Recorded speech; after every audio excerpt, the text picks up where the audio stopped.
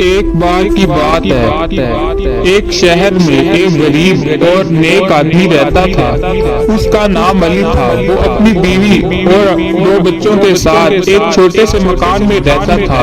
وہ اپنے گھر والوں کا گزارا کرنے کے لیے ہر روز بازار میں جا کر مزدوری کرتا تھا۔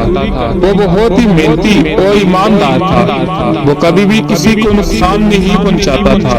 وہ ہمیشہ اللہ کا شکر ادا کرتا تھا۔ ایک دن علی کو ایک بڑا کام ملا۔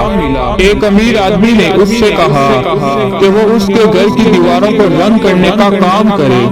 علی نے خوشی سے اس کام کو قبول کر لیا۔ اس کو امید تھی کہ اس کام سے اس کو اچھے پیسے ملیں گے۔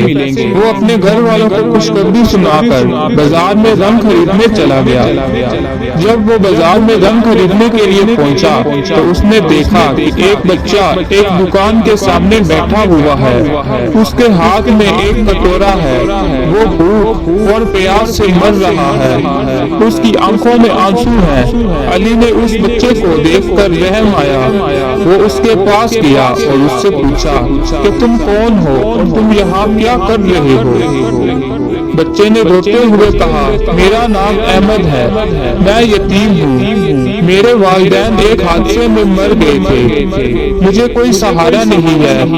میں یہاں لوگوں سے خیرات مانگتا ہوں مگر کوئی مجھے کچھ نہیں دیتا۔ میں بہت بھوکا اور پیاسا ہوں۔ وہ اس کے ساتھ ہمدردی کا اظہار کرنے لگا۔ علی نے اس بچے کی بات سن کر بہت دکھ پایا۔ وہ اس کے ہاتھ میں اپنا تھیلا رکھ دیتا ہے اور کہتا ہے، یہ میرا تھیلا ہے، اس میں میرے پاس جو کچھ بھی ہے وہ سب تم لے لو۔ اس میں سے جو چاہو تم وہ خرید لو، اور ہاں اس کام کو بسم اللہ کے نام سے شروع کرنا، اللہ تمہاری مدد کرے گا۔ بچے نے علی کا تھیلا دیکھا تو اس سے انہیں کافی پیسے نظر آئے۔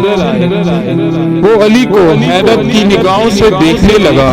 وہ سمجھ نہیں سکا کہ یہ ایسا کیوں کر رہا ہے۔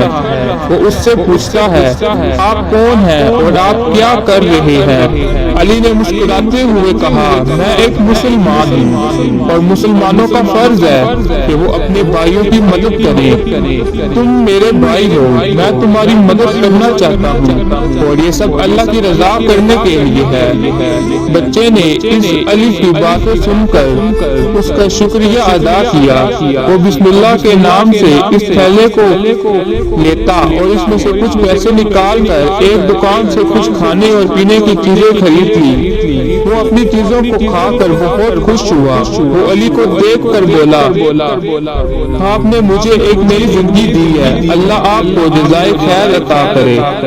علی نے اس بچے کو دعا دی اور اس سے کہا کہ تم اپنی زندگی میں کوئی اچھا کام کرو اور ہمیشہ اللہ کا نام لیتے رہو، اللہ تمہارا ہمیشہ ساتھ دے گا۔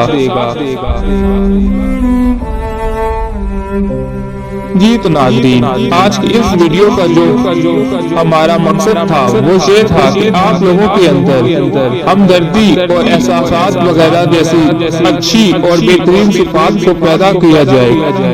ہمیں ہمیشہ اپنی ضرورتوں سے دوسروں کی ضرورتوں کو ترجیح دینی چاہیے اور اسی طرح ان کی مدد کرنی چاہیے۔